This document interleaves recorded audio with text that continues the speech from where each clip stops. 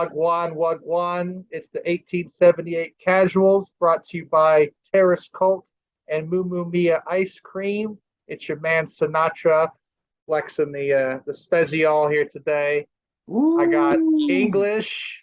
I got LA's top one, Mikey the Moocher, and the maddest face who's drinking a Foster's, I'm sure. And we're here, we're talking the biggest game of the week, Barcelona away. All right, boys. So we're in a pretty rich vein of form here. Are we feeling confident? Oh, yeah. Well, you always feel confident. What about you, Mike? Feeling confident? You know, Barcelona is one of the top teams in Europe right now, I would say. You know, they were not looking good in the beginning of the Champions League, but since then they've been looking good. They're like 11 points clear in La Liga. Xavi's got him finally playing the way he wants it. So they're looking really good. And of course they've got creative players, Gavi and Rodri, and they've got some guy named Lewandowski or something like that. Scores a couple goals. So, and they got some cat that we were after last year, right? Yeah, to something. He can do some things in the midfield.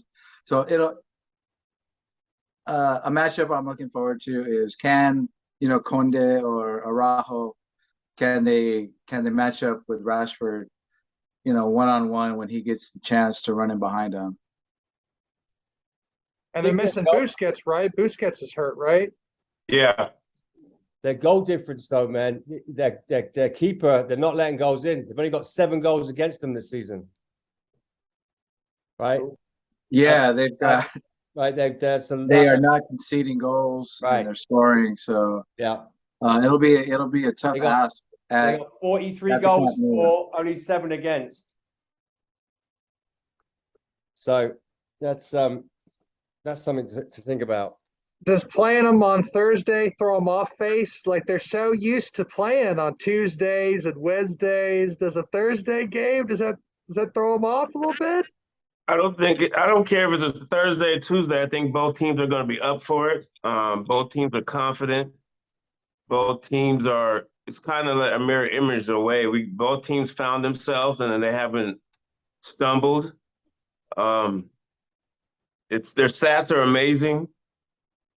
If you think that going down there and they're not going to be ready because it's a Thursday, no. This is one of those games where everybody knows, the parking people are all like, oh, here comes Manchester United, who are playing well.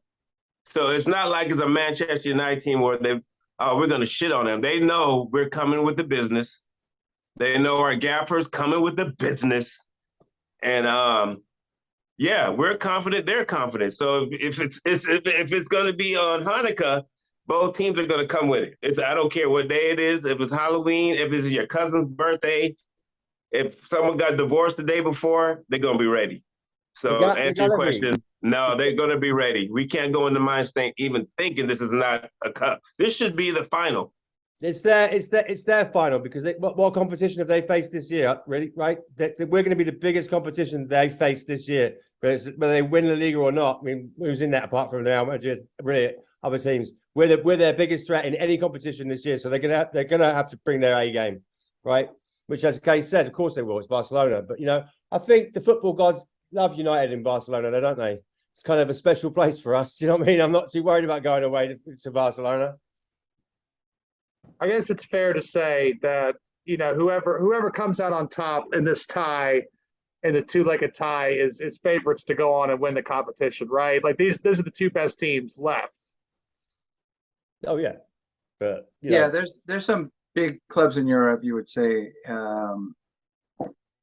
in Europe, but yeah, these are the 2 heavyweights. But that's the magic of a cup game, man. And any cup, whether it's the FA Cup, the Carabao Cup, any cup, it's the World Cup.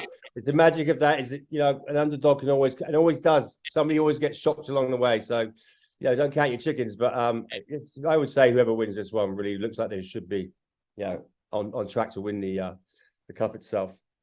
So we're missing a little bit of creativity, obviously, with Ericsson being a long-term injury, but the man Casemiro is back. So straight back in the team. How beneficial is it that Varane and Casemiro, this is a familiar foe for them? Yeah, I think that's big. They'll be familiar with the setting and big games. To be honest, Real Madrid haven't had a lot of success at the Good time. answer. So they've been on the wrong side of it a few times. So but again, it's a big game, and they're these are proven winners, and their experience to settle the team and get the team going and on one mind is going to be a big part of it. Yeah, I think that you're right. Their leadership or just the fact they've been there, they know Barcelona, how calm they'll be. The young'uns will look to them, and they'll do what they've been doing all season now. I think guide them, show them, and get on there and show them we ain't afraid to give it to you. You know what I mean? And that confidence and that belief just oozes out into every player. And it starts from the manager down, doesn't it? I mean, it really does. So I don't think we're going over there afraid. That's for sure. So, like I said, we're missing a little bit of quality, minus Ericsson. And Barcelona is going to be a team that, generally likes to, hold on to the ball. And we're a team that generally likes to, thrive on the counterattack. How do we set the team up? Is it Weghorst again? I think, like you said, Barcelona, typically they have a lot of possession. They're not, the tiki-tac, 15 years ago, but they do like a lot of possession. They set up with three at the back. There, Christensen is center back, is really good on the ball. Ex-Chelsea guy, right? Yeah. When they play out wide is going to be, I think, when we press. And then they like to overload the midfield. So most teams are going to play with 3 men in the midfield. They're going to play with 4 and almost like a box. And then that's going to morph into a diamond. And, they want to overload you, keep possession, play 4 against 3.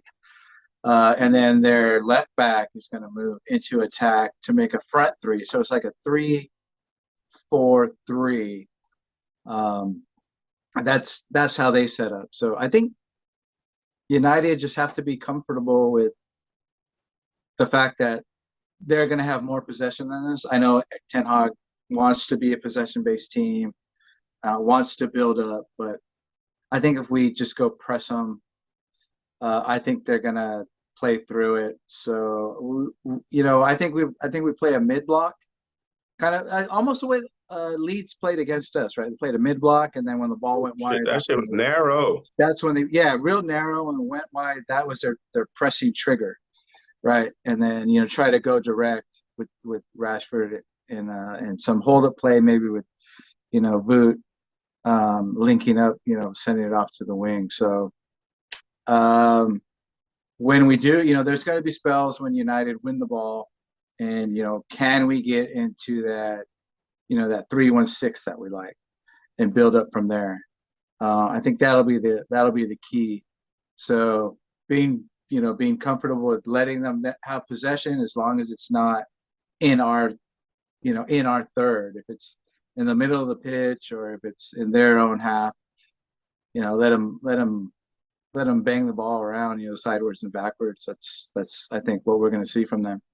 And that'd be a game similar to how it was against City, right? Where we let City have all the ball they wanted to, but they really weren't threatening with it, right? Yeah, as long as they're not creating chances, is if the thing that kind of worries me, if they go up a goal and then we have to chase the game, and they're just going to be really happy with just possessing the ball. Yeah, we got take it. We got, if we have an opportunity, we've got to convert it too.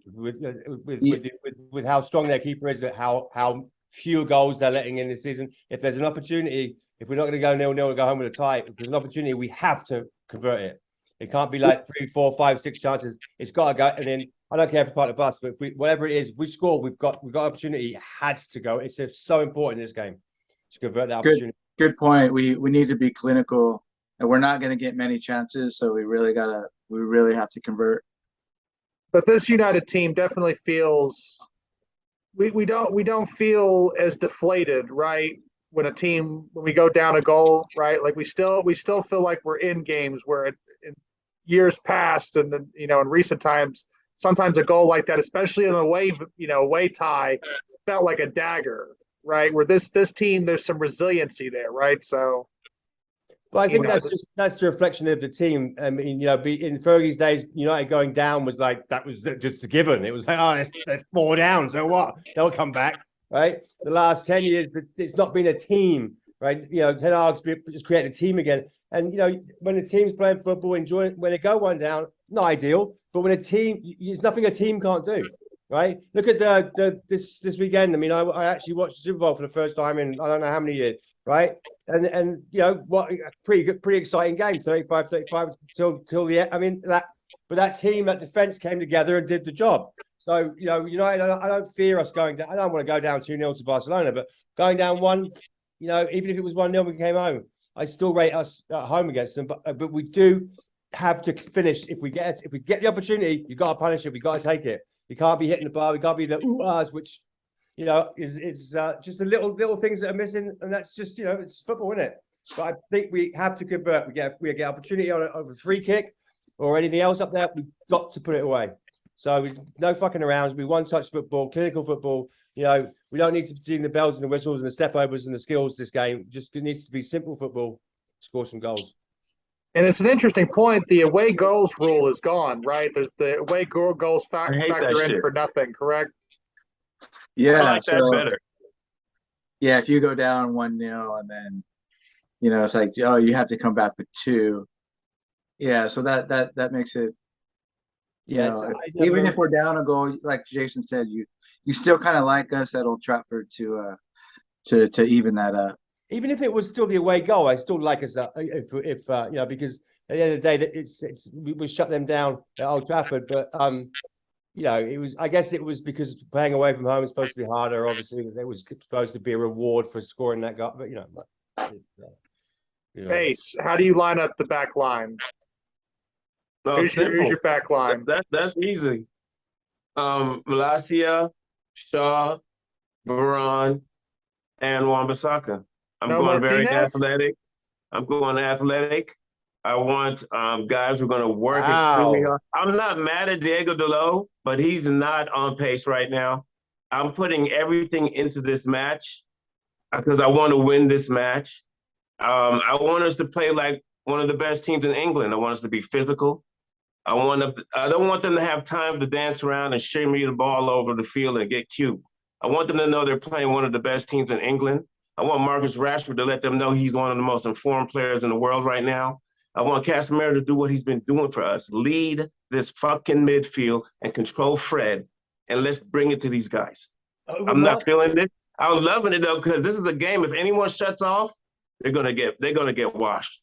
Anybody who's not focused is gonna get washed. And I like our manager. I love Martinez though.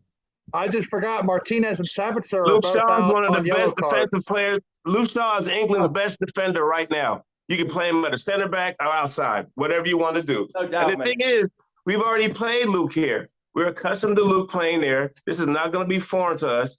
We're accustomed with Fred playing with Casemiro. We're comfortable. The only new entity is Sancho, and I like our chances. No, I wondered why you didn't have Martinez in. I forgot he was on the yellow, but yeah, no, Luke Shaw. You're, 100% right. I mean, he's just ever since the Euros. England's best defender.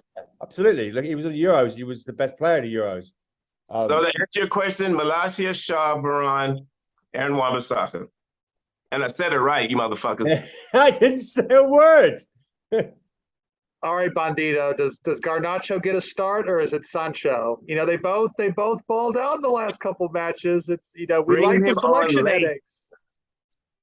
For me, it's Sancho. I think his ability to dribble in congested areas, and he doesn't have great bursts of speed to get by you.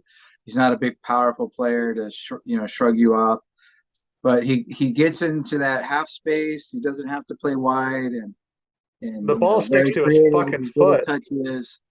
So for me, yeah, the attacking three would be, Rashford on his natural left. Um, and then I think Woot would be out there just because we're gonna need, a bigger player, hold up player. And then I put Sancho out there on the right.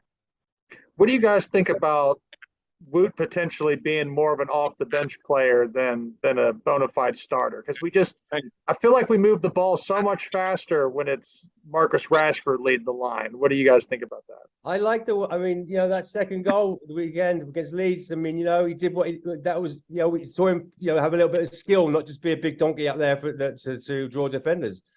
So I think he's finding his feet, he's finding his home, he's finding his niche at United, what they want to do. It can't be, he's not been there with us that long. It can't be that easy to just wander in and slot in, can it? So I think he's getting stuck in. I like him.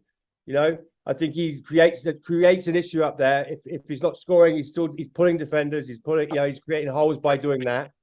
I think the way that he's touching the ball one touch a little bit. There's an understanding coming between the guys up there, which you have to have. They've got to know without looking, without seeing. And that ball that he played on for the second goal was beautiful. And with the youngins with no fear, boom, boom, attack. That's what you want. You want someone that's just going to be there. They hit ball, one touch. Beautiful. It was great to watch. That's what I think. And then when you do, I will say, Sancho's been in big games in Europe, elimination, over 2 ties, and so I don't think he's going to be intimidated one bit. And not to say that the Papa John's Trophy in Barrow is not a big game, but Garnacho's been in that. Hey, you know what? Like Scholesy said, all these medals are all at the same level. They all mean the same, right? But it's nice for us to be able to figure out. It's nice to be able to, who sits on the bench now and who comes on? Because at the beginning of the season and last season, we were like, no depth. We've got nobody. Now it's like, well, who are we going to use? It's like having some options is nice. You know what I mean? Yeah. So if you're a defender and you have Marcus Rashford running at you for 60 minutes, and then you've got Sancho, who's more in a tight space type of player, and then you bring on Garnacho, who also wants to run at you. You're looking for a break and you're not getting. And you're dealing with Rashford the whole first half of the second half. Then Garnacho comes on, and he's just looking at you like that kid's not going to stop running for the next half an hour, and he's just going to keep coming at you. You'd be fucked, wouldn't you? It was interesting that when when Weghorst played in the assist for Garnacho, that he was sitting way further deep, almost like, I think you pointed out, Bandito, it was almost like we were back playing an old school 4-4-2, and he's like the 9.5, 10 support striker. Is Weghorst better maybe sitting a little bit further deeper and having the quicker players being able to run past him? So he's not a guy who wants to send the ball into space and let him run after it, right? He's going to check all the way back, play with his back to the goal, and then look to control or move the ball. So he's right. I think that's great. I think the only thing we're missing is we're not using the midfield attacking enough, like Scholes in the Butty days. We need to bring balls in from the side, from the wingers. We need to play in the space. We need to have attacking players running onto the ball, and from the outside the box or inside, just inside the box. That's when taking the shots from there or control. We need someone to control it a little bit more. I think Bruno's doing a great job. It's just it will come. It will come. It's the team. It's 5 minutes. And what we've achieved since the managers arrived is phenomenal. They'll come. So I good point, because I think because Barcelona has a tendency to overload the midfield and just rely on 3 at the back, you're going to need a number 10, or you're going to need someone willing to check all the way back and offer support and evening up those numbers. I think he does too. Anthony does too. All of them. If the ball's lost or they're without possession, they're all tracking back. They're all showing that they want to win the ball back. Whatever, But it's interesting that we don't play like the ball into Weghorst's feet a lot. You would think with a guy that likes to play with his back to goal that we would play it in and let him muscle in somebody a little bit. But we just don't seem to play that way with him. It's just kind of interesting. I don't know. It just seems like it's not working, but the boss has figured out another way to utilize his talents, which is amazing.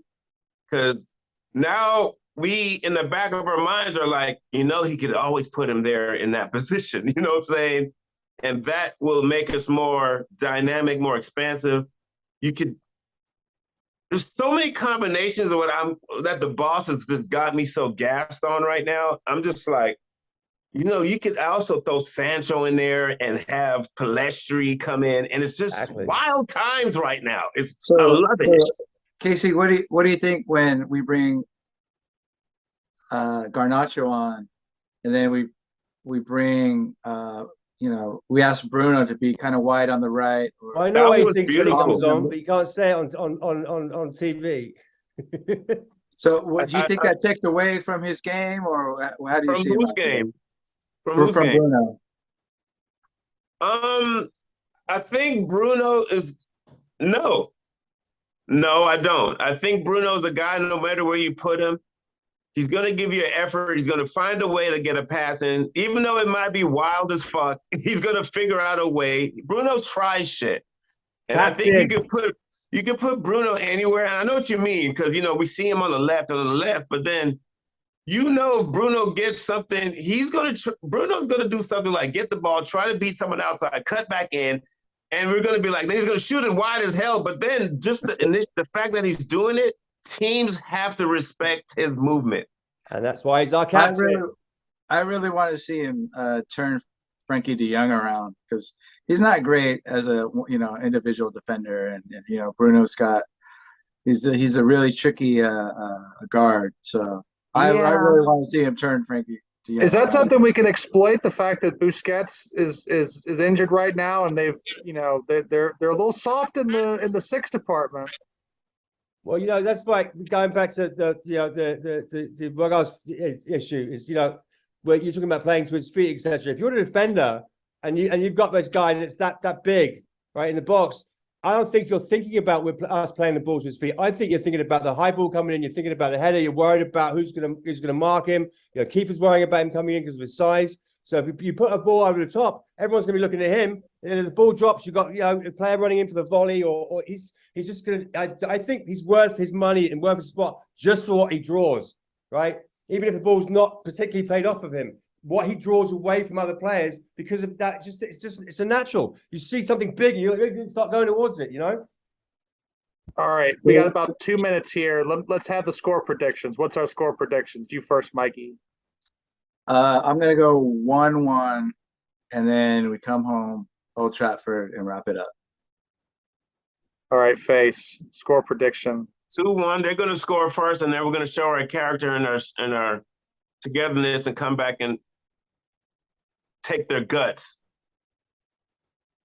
What say you, English? I agree with Mikey and Casey, but 1-1. I think they will score first. I think we'll get an equalizer late. You know what I think? I think we're going to go down there to the south, to Catalonia, wherever the fuck, South Spain, and I think we're going to twat them. I think it's going to be 2-0. It'll be 2-0. It's going to be Marcus Rashford. And it's going to be Garnacho off the bench. And Frankie's going to be like, shit. Good call, man. Why didn't I join these cunts? Would right. you take him? Would you take Sanchez? De Jong next year? No, man. We've got Sabitzer. What do we need him for? If Maguire scores, I'll buy a house. We got Sabitzer, mate. What do we need? Frankie De Jong. He had his chance. He took his bird. His bird wanted to stay, go do the beach. The Salford Keys doesn't exactly have sand. You know what I'm saying? So, yeah, like De Gea's wife likes Manchester. She got over that shit. What are you gonna do? Fax machine was broke. Sorry, babes. All right, lads. Less than a minute. Happy Valentine's Day to you, all your birds. Valentine's Day. Wrap it up for us, Mikey. All right. Once again, thanks for tuning in. Been the preview for United and some small club in Spain, which we're gonna do 2-0, like my medicine doctor says. So thanks again. Thanks to Terrace Cole and Moo Mia Ice Cream for backing the channel, believing in the project, and we'll see you guys on the next one. Like it and comments. Don't be scared. Comment. Glazers out. Asia's out.